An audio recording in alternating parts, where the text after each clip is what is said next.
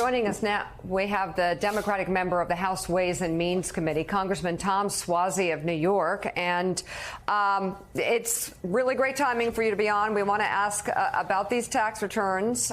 We've learned a lot about Donald Trump this week. Just this week alone, he's dealing with a lot, Tom. The DOJ, of course, getting these 4 criminal referrals from the January 6th committee. As we've been discussing, we're not necessarily sure what they'll be doing with them, if anything, but they probably are going to be taking a good long read at the January 6th Select Committee's full report, which is being released to the public today.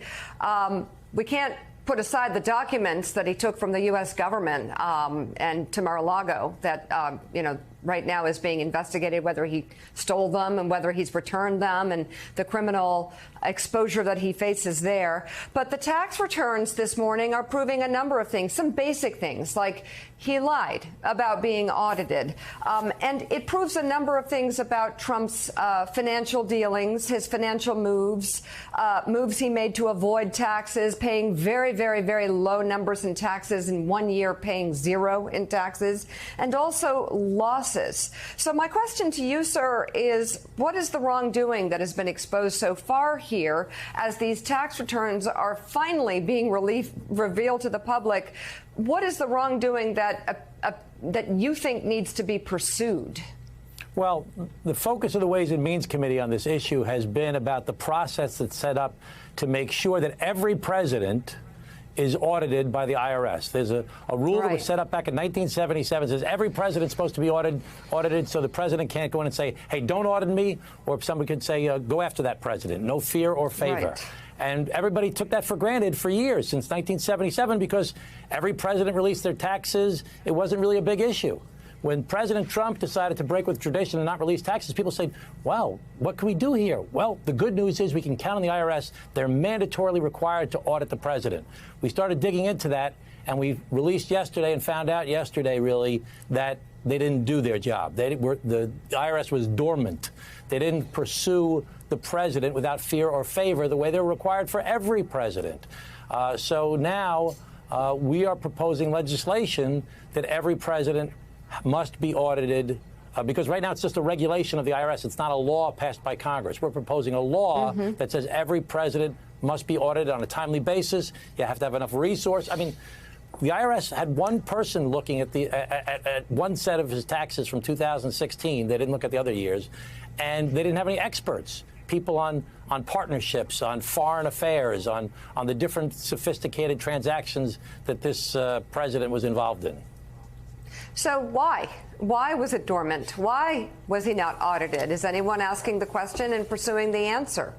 That's going to be the continuing push, because we need to make sure the IRS is doing its job on everything that they do, but certainly on this as well. Was it because it was the president's appointee, or was it because the whole system has just been broken down?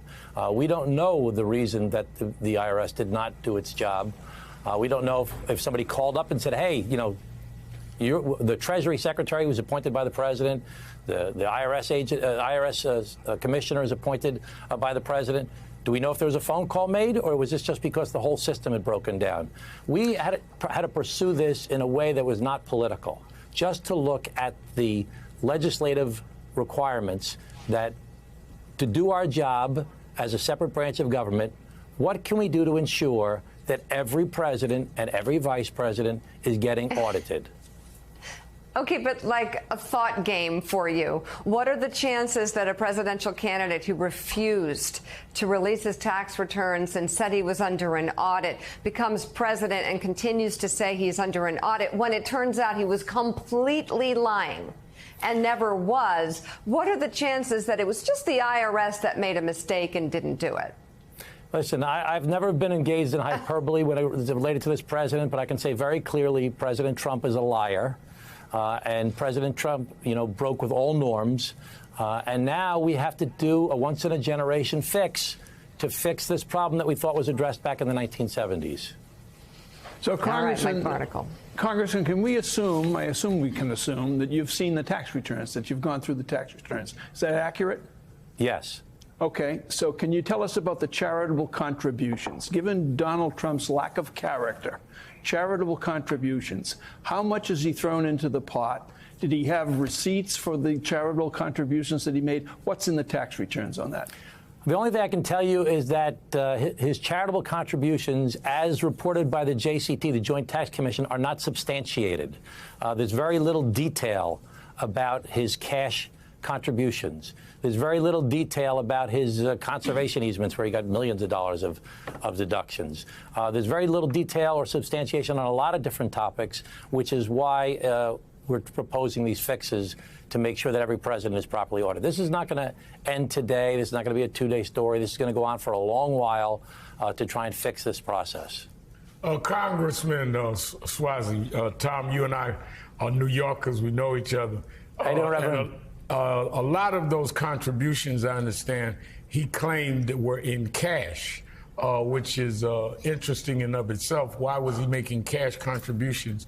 I've been in New York all my life. I don't know anyone that ever got one, certainly not in cash. But putting that aside, isn't it not something of real concern that he has in many ways brought down what we give as respect, no matter who is in office, of the presidency? I mean, you're talking about a guy that became president that just outright lied and just outright told the rules and the standards of the presidency, they don't apply to him.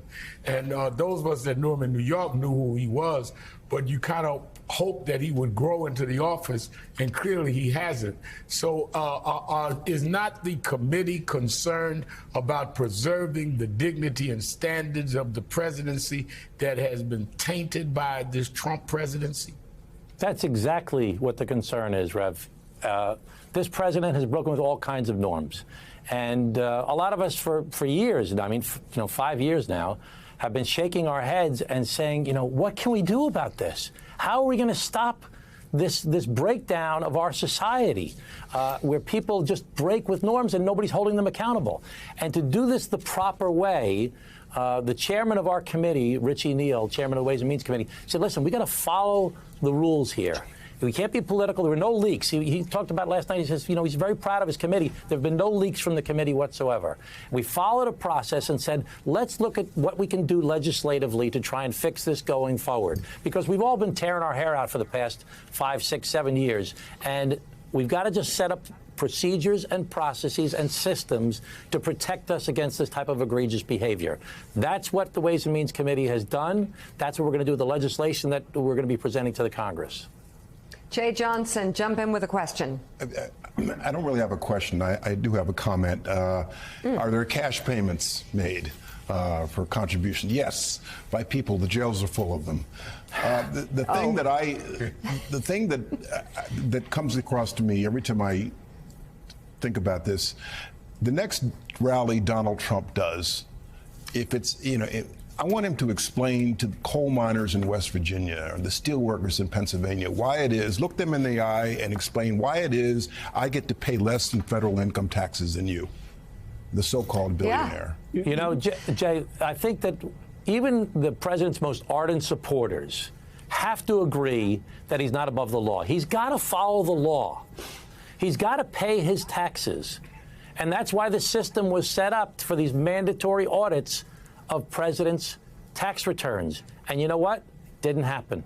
Didn't happen the way it was supposed to happen. The resources weren't put towards it, wasn't done on a timely basis. And people say, well, why do you have to release his taxes in order to make sure there's an audit?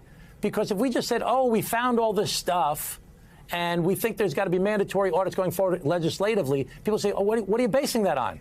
Well, we're basing it on these tax returns. Look at them. Yeah. And so far, we know he lied bold-faced over and over again about getting audited. Congressman, shocking.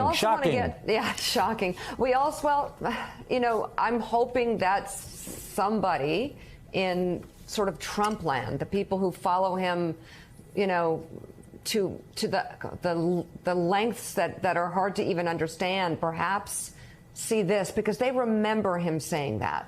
when he was running for president. A lot of people remember, I'm being audited. You can't see him. I'm being audited. That's a bold-faced lie, and we're finding that out. And as we find out more about President Trump, we hope the fever breaks for the sake of democracy.